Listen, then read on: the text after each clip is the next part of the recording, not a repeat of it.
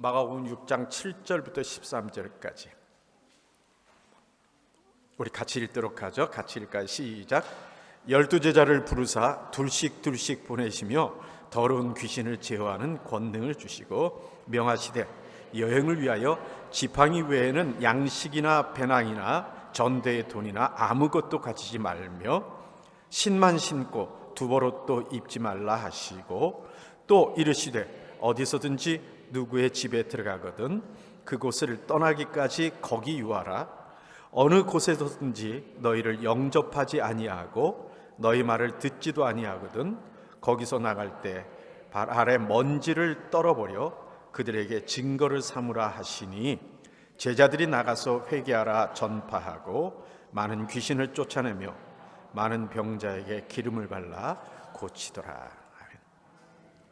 여러분, 지난해 작년에 제가 설교하는 중에 하나님의 꿈이라는 제목으로 설교한 것 기억하시는 분들도 있을지 모르겠습니다.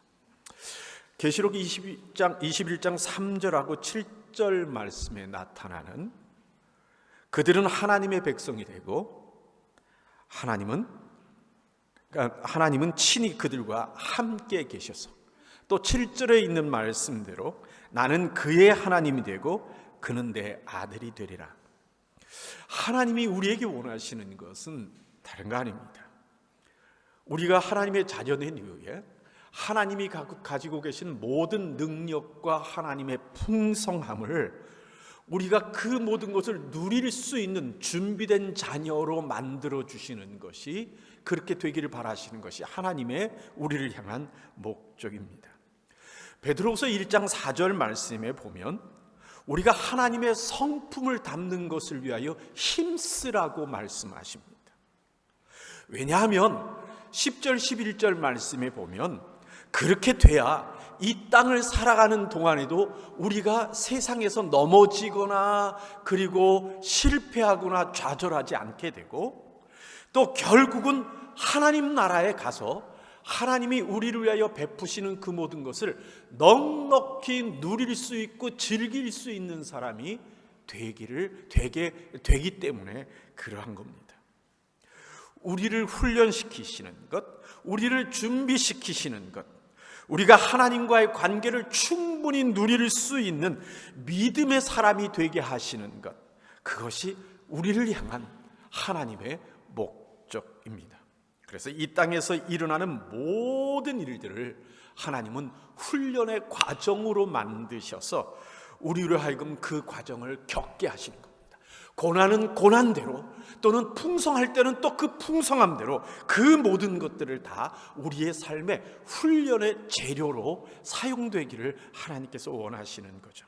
그래서 결과적으로는 로마서 8장 28절에 있는 말씀대로 그 모든 것들이 다 합력하여 어떻게 되도록요? 우리에게 선을 이룰 수 있게 되는 것이 하나님이 바라시는 겁니다. 여러분, 지금 우리가 겪고 있는 이 상황을 훈련으로 받아들이게 된다면 지혜로운 사람입니다. 우리에게 나타난 모든 순간들을 헛되이 버리지 않고 훈련을 받는 마음으로 이 일을 우리 마음속에 새기게 된다면 우리는 하나님 앞에서 큰 그릇이 되어서 하나님의 은혜와 하나님의 능력을 담을 수 있는 넓은 사람이 된다는 사실을 성경이 우리에게 가르쳐 주시는 겁니다. 여러분, 성경을 기록한 목적이 뭐겠습니까? 성경의 내용은 또 무엇일까요? 다른 거 아닙니다. 하나님이 하나님의 백성을 어떻게 길러가시는가 하는 것이 성경의 목적이고 성경이 기록한 내용들인 겁니다. 그래서 하나님은 우리가 천국에 이르게 되기까지 오늘도 우리 앞에 수많은 상황과 수많은 기회와 수많은 선택의 순간들을 놓아주시고 그것을 그 가운데로 걸어가기를 바라고 계시는 겁니다. 예수님께서 12제자를 둘씩 묶어서 전도 여행을 보내셨습니다. 오늘 말씀 7절 말씀 같이 한번 읽어볼까요? 7절 같이 읽죠. 시작. 12제자를 부르사 둘씩 보내시며 더러운 귀신을 제어하는 권능을 주시고, 12절입니다. 제자들이 나가서 회개하라 전파하고 13절입니다. 많은 귀신을 쫓아내며 많은 병자에게 기름을 발라 고치더라. 예. 우리의 인생을 두 가지 형태로 나눈다면 어떻게 나눌 수 있을까요? 여러 가지 방법이 있겠지만, 첫 번째는 나는 생존을 위한 삶을 사는 사람인가, 아니면 소명을 위한 삶을 사는 사람인가 하는 걸로 또 구분해 볼 수 있을 겁니다. 이걸 다른 표현으로 말하면, 나는 나의 생명, 나의 꿈, 나의 만족을 위해서 살아가는 사람인가, 아니면 나에게 생명을 주신 하나님의, 창조주 하나님의 소명을 따라가는 사람인가. 또 다른 표현으로 말하면, 나의 목적은 나 자신인가, 아니면 함께인가 라는 것으로 우리의 인생들을 좀 구분해 볼 수 있을 겁니다. 이 부분에 있어서는 우리가 반복을 하지만 우리 성도들 중에 참 많은 분들이 음악을 하는 분들입니다. 그렇죠? 그런데 여러분들, 음악을 하는 인생을 선택한다는 것은 다른 게 아니라 함께 나누는 삶을 살겠다고 그 자신이 선택한 겁니다. 맞습니까? 그렇죠? 분명히 내가 준비하고 내가 노력한 것을 함께 나누는 것이 나의 인생입니다라고 결정한 사람들의 삶이 바로 음악하는 사람들의 모습입니다.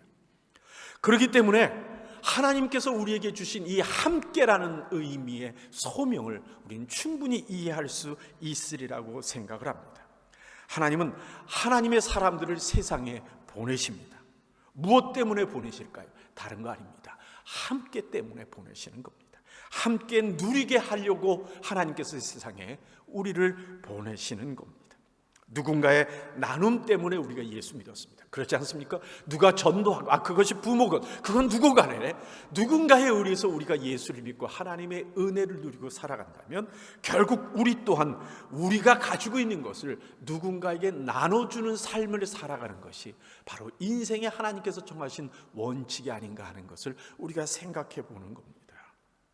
하나님의 꿈은요, 하나님과 우리가 하나님의 풍성함을 함께 누리며 살아가는 겁니다.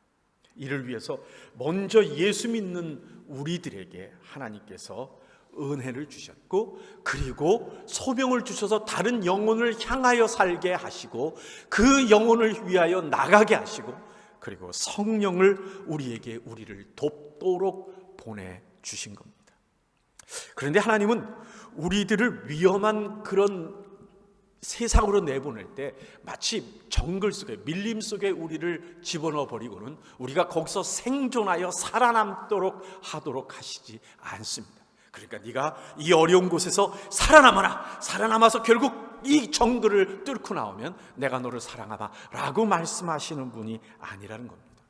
여러분, TV에 보면 그 경기하는 것 중에 닌자 경기 여러분들 아시잖아요. 이렇게 뛰어넘기도 하고 그물을 가서 넘어가기도 하고 뭐 빙글빙글 도는 것 거기서 견디기도 하고 뭐 이렇게 그러면서 그 밑에는 그물이나 물이 있어서 실수하면 툭 하고 떨어져서 퐁당 하고 빠져버리면 실패하는 것이 되는 그런 경기 여러분들이 보신 적이 있을 겁니다. 거기 보면 경기하는 사람과 그리고 그 경기하지 않고 주변에 있는 사람들이 같이 있습니다. 그런데 여러분, 경기할 때 주변에 있는 사람은 어떤 도움이 됩니까? 아무런 그 경기에 참여하는 자에게 도움이 되지 않습니다. 할 수 있는 건 뭐밖에 없습니까? 그냥 바라보는 것밖에 없고 응원하는 것밖에 없습니다. 그들이 직접 도울 수 있는 방법은 없습니다. 하나님은요, 결코 그렇게 하시지 않습니다. 우리를 세상에 내보내셔서 우리로 하여금 소명의 삶을 살게 하시면서 하나님은 쳐다보시면서 그냥 박수나 치시고 응원하시면서 우리를 채근하시는 분이 결코 아닙니다. 하나님은 우리가 이 땅에 나가서 복음을 전하며 하나님 나라를 외치는 그 순간에 하나님께서는 하나님의 능력으로 함께 해주십니다. 오늘 말씀에 보면 제자들이 병을 고치는데 기름을 발라서 고친다고 얘기를 합니다. 당시에 병을 고치는 방법에는 기름을 부어서 이렇게 발라서 고치는 방법들이 널리 사용된 것 같습니다. 여러분 기억하십니까? 선한 사마리아 사람 얘기할 적에 이 포도주로 이 상처를 씻고 그리고 기름을 발라주던 일을 했던 것 기억하실 겁니다. 그런 거라면 누구나 할 수 있을지 모릅니다. 그런데 마태복음 10장 1절 말씀해 보니까 하나님께서 기름을 바르는 것과 함께 뭘 하라고 하시냐면 병과 약한 것과 귀신을 쫓아내는 능력을 주셨다라고 말씀을 하십니다. 하나님의 치유의 능력을 같이 가져가라고 하시는 겁니다. 아니, 사람들을 고칠 수 있는 어떤 의료 훈련을 받아서 내보내시는 것이 아니라 치료의 성령님과 함께 나가기를 하나님께서는 원하고 계시는 겁니다. 그래서 자신의 능력을 넘어선 하나님의 능력이 함께하는 것을 경험하는 것, 그것을 위하여 예수님께서는 지금 제자들을 세상으로 내보내고 계시는 겁니다. 목적이 뭐라고요? 하나님을 경험하는 겁니다. 둘째로 예수님께서는 제자들을 전도 여행 보내시면서 또 제자들이 하나님을 경험하는 다른 방법을 가르쳐 주십니다. 그것은 다른 것이 아니라 하나님이 어떻게 우리를 공급하시고 채워주시는가 하는 것을 경험하기를 바라시는 겁니다. 여러분 8절부터 10절까지 같이 한번 읽어보죠. 8절부터 10절입니다. 같이 읽을까요? 시작. 명하시되 여행을 위하여 지팡이 외에는 양식이나 배낭이나 전대의 돈이나 아무것도 가지지 말며 신만 신고 두벌옷도 입지 말라 하시고 또 이르시되 어디서든지 누구의 집에 들어가거든 그곳을 떠나기까지 거기 유하라. 예수님께서 제자들을 내보내시면서 의지할 만한 어떤 소유물도 가져가지 마라 라고 말씀하고 계십니다. 양식도 가져가지 마라. 여분의 옷도 가져가지 마라. 자신의 필요를 어떻게 담을 수 있는 배낭도 들고 가지 마라. 그리고 심지어 내가 나의 마음에 안도감을 줄 수 있는 최소한의 돈도 가져가지 마라라고 말씀을 하십니다. 여기서 돈이라고 말할 때 그 돈이란 말이 쓰이는 게 뭐냐면 가장 작은 단위인 구리동전을 말하는 그 돈의 단어를 사용하고 있습니다. 왜요? 하나님께서 지금 제자들에게 원하시는 건 무엇일까요? 혹시 제자들의 빈곤 체험, 가난 체험을 시키기 위한 것입니까? 아니면 제자들이 그 가운데서 인내심을 기르게 하기 위한 극한 훈련을 지금 하시는 걸까요? 그렇지 않습니다. 무엇 때문에 하나님이 지금 예수님께서 이렇게 말씀하시는 겁니까? 하나님의 공급함을 체험하기를 바라시는 것이 바로 예수님의 마음입니다. 아무것도 가지고 가지 말라는 이야기는 어떤 의미를 갖고 있는 말일까요? 하나님이 모든 것을 공급하시겠다라는 그 의미 아니겠습니까? 만일 필요한 준비물들을 내가 넉넉히 가져가게 된다면, 아니 최소한의 것을 가져가게 된다면 그 전도자의 마음에 어떤 마음이 생길까요? 만일 양식을 가지고 간다면 그 양식이 떨어지기까지는 하나님을 필요하지 않을 겁니다. 만일 돈주머니를 가지고 간다면 그 주머니에 돈이 완전히 빌 때까지는 하나님을 의지하지 않을 겁니다.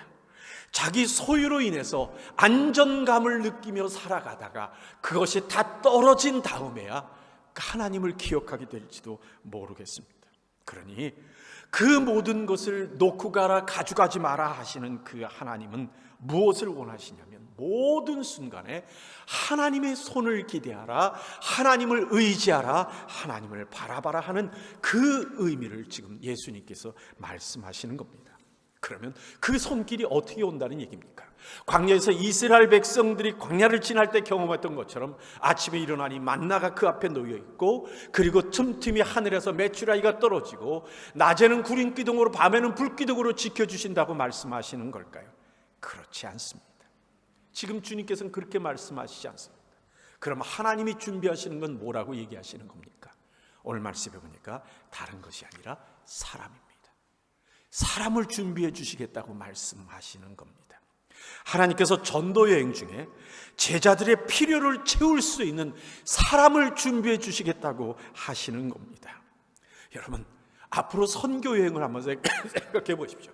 제자들이 복음을 전해야 되는 그곳에 가서, 그곳은 광야가 아닙니다. 그곳은 어떤 숲이나 정글이 아닙니다. 이제 도시를 돌아다니면서 복음을 전해야 될 때 무엇을 경험하는 것을 준비시켜 주신다라고 하는 것 우리가 느낄 수 있지 않겠습니까? 여러분 10절 말씀 한번 읽어봅시다. 10절 말씀 같이 읽을까요? 시작. 또 이르시되 어디서든지 누구의 집에 들어가거든 그곳을 떠나기까지 거기 유하라. 어디서든지 누구의 집에 들어가거든 이란 말을 하는데, 여러분 마태복음 10장 11절 말씀 우리 같이 한번 읽어볼까요? 같이 읽죠. 시작. 어떤 성이나 마을에 들어가든지 그 중에 합당한 자를 찾아내어 너희가 떠나기까지 거기서 머물라. 뭐라 그러십니까? 합당한 자를 찾아내요라고 말씀을 하십니다. 어느 마을에 가면 마을에 들어가기 전에 누군가가 탁 기다리고 있다가 어서 오십시오. 제가 하나님의 말씀을 듣고 여러분들을 기다리고 있었습니다. 그렇게 하지 않는다라고 말씀하시는 겁니다. 제자들로 하여금 합당한 자를 찾아내라고 말씀하시는 겁니다. 하나님께서 준비한 일을 찾아내요. 하나님의 채우심을 경험하는 것, 하나님이 어떻게 이끄시는가 하는 것을 그들이 느끼라고 하시는 겁니다. 하나님께서 어떻게 사람들을 준비하고 계시는가를 그들이 체험하게 하시는 거죠. 들어갈 때 입구에서 누군가 기다려서 마을에 들릴 때마다, 어디를 갈 때마다 하나님이 준비한 사람이 기다리고 있다가 그들을 인도하여 대접하게 된다면 그것은 훈련이 되지 않습니다. 여러분, 교회마다 섬길 수 있는 섬길 준비가 되어 있는 사람들로 가득 차다면 우리는 섬김의 귀함도 모를 것이고 성도의 귀함도 모를 것입니다. 믿지 않는 이들이 가득 찬 전도하는 곳에 갈 적에는 합당한 자를 찾으라 하시지만, 신은 교회에서는 합당한 자를 찾는 게 아니라 합당한 자를 어떻게 해야 되는 거예요? 교회는요, 믿는 사람 가운데선 합당한 자를 길러내야 되는 것이 교회죠. 전도할 때는 합당한 자를 찾아야 할 것이고 교회에서는 합당한 자를 길러내야 할 것입니다. 또 뭐라고 말씀하시냐면 들어간 집에선 어떻게 하라고요? 그 마을을 떠날 때까지 무조건 그 집에 유하고 다른 곳으로 옮기지 말라라고 말씀을 하십니다. 왜 그런 말씀을 하실까요? 여러분, 예를 들어 봅시다. 어느 집에 들어갔어요. 들어갔는데 그 집이 가난합니다. 먹을 것이 별로 없습니다. 아니면 그 집에 들어갔더니 그 가족이 정말 음식을 못합니다. 그래서 정말 맛이 없습니다. 아니면 집이 비좁거나 아니면 그 집안이 여러 가지 분위기가 불편해서 있기가 참 힘듭니다. 그런데 한 2, 3일 있다 보니까 돈 많은 집에서 아니면 그 지방의 유력한 사람이 자기 집으로 오라 그럽니다. 그런 마음속에 뭐가 생길까요? 좀 가서 대접받고 넉넉한 곳에 머물기를 바라는 마음이 생길 겁니다. 그렇게 해서 옮기게 된다면 그럼 어떻게 되는 걸까요? 결국 하나님의 복음에 대한 사명보다는 결국 내 편함이 목적이 되는 사역이 돼버리고 마는 겁니다. 하나님께서 만나게 해주신 것도 은혜고 이끄심이라고 하는 마음을 갖고 만족해야 한다라고 지금 주님께서 이 말씀하고 계시는 겁니다.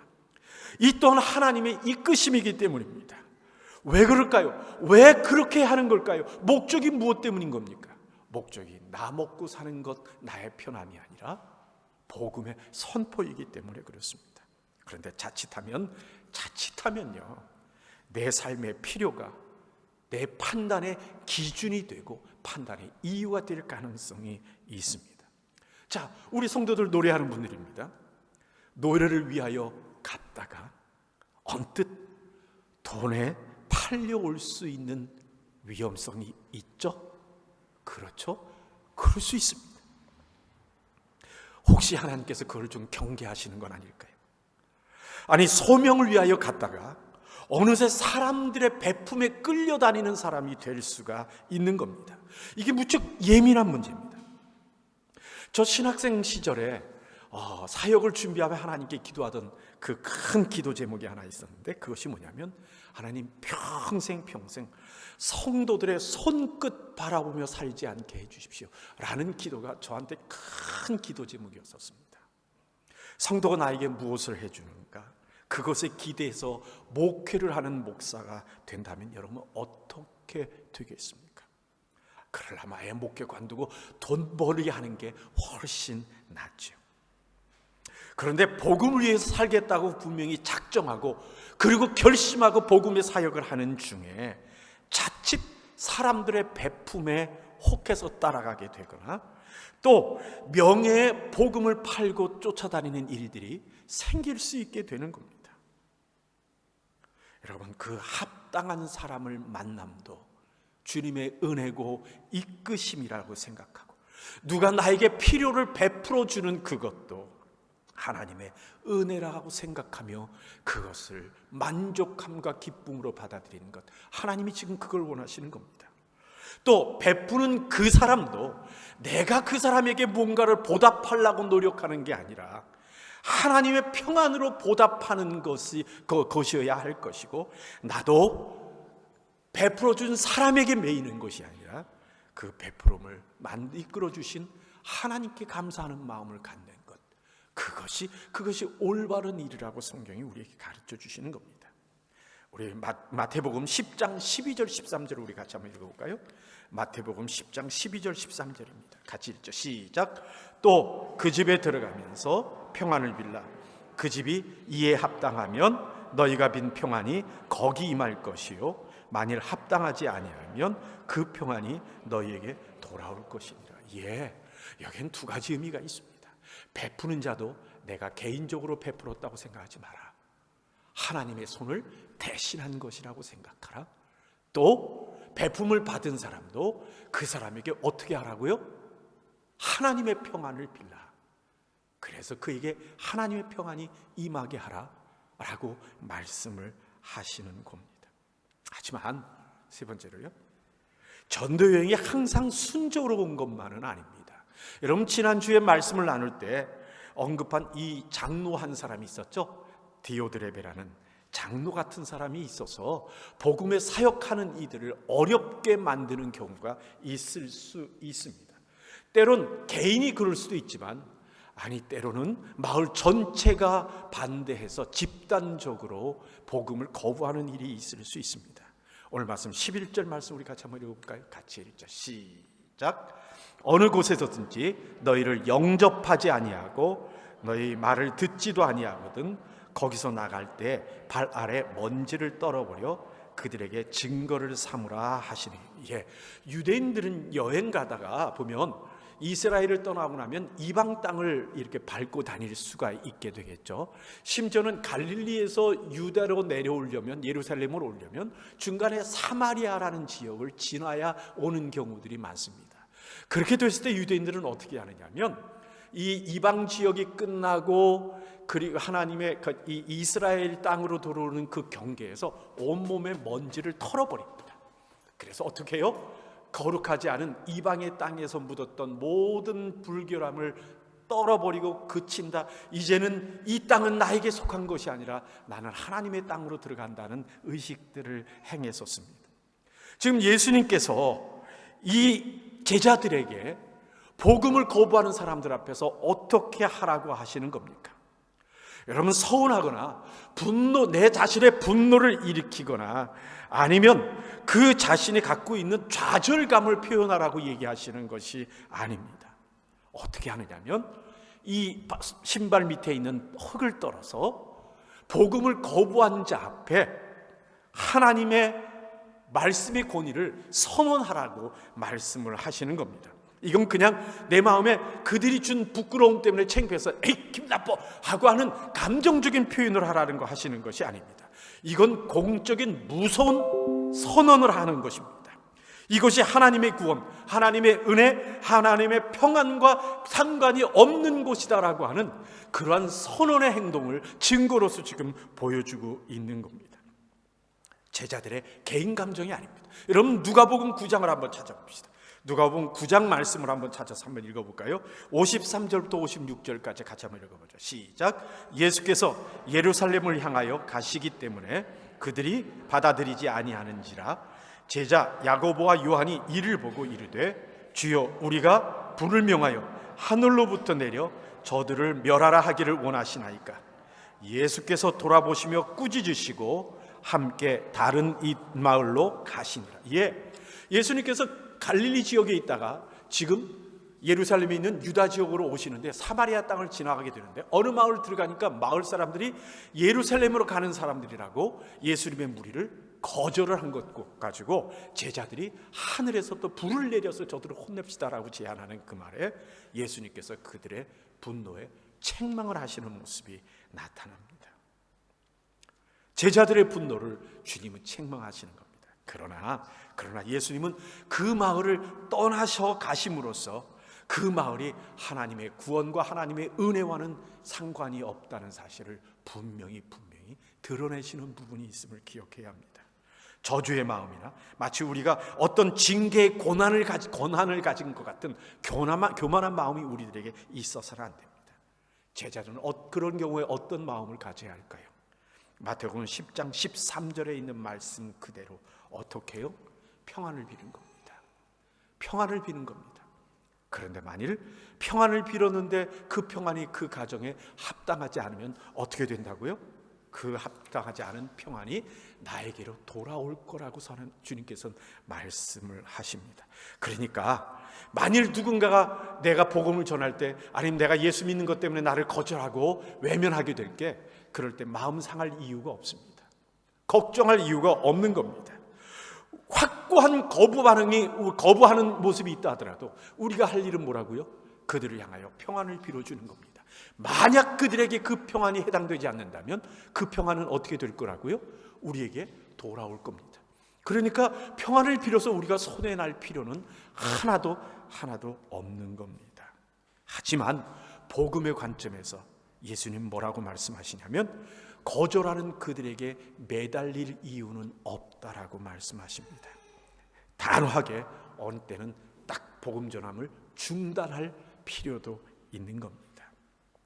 괜히 그들에게 복음을 전하다가 안 듣는 것 때문에 우리 스스로가 매달려가지고 끙끙 되다 보면 도리어 하나님의 복음의 권위가 손상될 수 있기 때문에 그러합니다. 여러분, 우리는 하나님의 말씀의 권위로 증거하는 사람들이지 우리의 권위로 증거하는 사람들이 아닙니다. 복음 전하는 자는 어느 때는 하나님의 말씀의 권위의 경험도 해야 될 이유가 있습니다. 그러나 우리가 그런다고 해서 그들을 향하여 분노하는 게 아니라 그들을 향하여는 어떻게 해야 된다고요? 평안을 비는 것이 우리들의 모습입니다. 말씀을 맺겠습니다. 예수님의 마음은요, 예수님이 떠난 다음에 제자들로 인하여 복음이 전달돼서 이루어질 하나님의 교회를 지금 마음속에 그리면서 제자들을 지금 파송하고 계신다는 생각을 우리가 가져야 될 필요가 있습니다. 세계 곳곳으로 흩어져 복음을 전하고 교회를 세우게 될 그 제자들이 무엇을 목적해야 하며 그리고 무엇을 의지해야 하고 그리고 무엇을 행해야 하는가, 그리고 그들이 맞이해야 될 그 환경과 상황 속에서 어떻게 어떤 것을 선택해야 하는가 하는 것을 훈련하기를 주님께서는 지금 제자들에게 바라고 계시는 겁니다. 예수님은 우리를 홀로 보내시지 않습니다. 하나님을 경험하는 훈련을 위하여 하나님이 동행하십니다. 첫 번째는 뭘요? 하나님의 능력을 경험하길 원하시고, 두 번째는 하나님의 채우심을 경험하길 원하시고, 세 번째는 하나님의 말씀의 권위를 체험하기를 원하고 계십니다. 그래서 우리가 복음의 사역을 하고 이 땅을 살아가는 동안에 우리가 당하고 있는 그 모든 상황에서 하나님이 우리와 함께 하신다는 것, 그 모든 상황 그 밑에 하나님이 우리를 이끌어 가시는 은혜가 있다는 것을 깨닫기를 주님께서는 우리에게 바라고 계시는 겁니다. 여러분들은 여전히 하나님의 이끄심을 여러분의 삶에서 발견하고 계십니까? 나의 삶의 환경이, 상황이, 내가 만나게 되는 사람들이나 어떠한 조건들이 내 기대를 배신하고 있다 하더라도 그 안에 흐르는 하나님의 이끄심을 깨달아 우리의 평안을 유지하고 있기는 한 겁니까? 하나님은 하나님의 자녀들을 홀로 내버려 두시지 않습니다. 내 손이 비어있고 그리고 내게 여분의 것들이 아무것도 없고 혼자 광야에 놓여있는 것 같은 외로움과 두려움이 있다 하더라도 그 상황에서 하나님을 경험하는 훈련을 감당하기를 바라고 계십니다. 그래서 그 훈련을 통해서 우리가 더 큰 그릇으로 인생의 삶을 살기를 바라시는 겁니다. 여러분, 군대에서요, 훈련 기간이 길수록 그 사람은 중요한 사람인 거 아시죠? 내가 하나님의 말씀에 잘 순종하고 하나님이 원하시는 길을 가는데도 불구하고 내 훈련이 다른 사람보다 길고 험하다면, 그렇다면 나는 일반 병사가 아니라 하나님 앞에 장교인지도 모르겠습니다. 하나님은 우리를 보내시며 홀로 두지 않으신다는 것, 그리고 우리가 자라나도록 우리와 함께 우리의 고난의 과정에 동행하신다는 것 잊지 않는 우리가 되기를 진정으로 소원하고, 우리가 경험하는 그 모든 것, 그 상황을 하나님은 훈련을 위하여 우리 앞에 놓으셨다는 사실을 잊지 않는 우리가 되기를 간절히 소원합니다. 아멘이십니까? 아멘. 한번 따라합시다. 은혜 아니면 살아갈 수 없습니다. 은혜 아니면 살아갈 수 없습니다. 가슴에 손 대고 은혜 아니면 살아갈 수 없습니다. 우리 옆에 사람에게 은혜 아니면 살아갈 수 없습니다. 우리 찬양 하나 할까요? 은혜 아니면 살아갈 수 없네.